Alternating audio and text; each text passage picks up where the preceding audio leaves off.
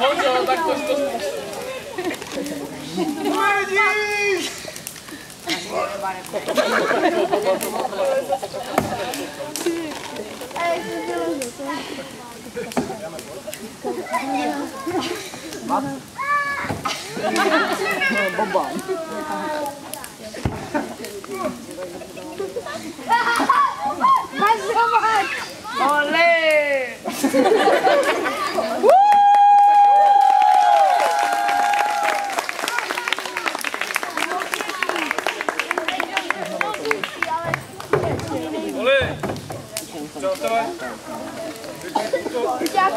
vtipnou scénku, kterou jsme si pro vás připravili ve svém volném čase.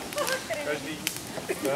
Chtějí zahájit dnešní táborový oheň, který je zase po 2 dnech, protože včera nebyl, jak jistě víte.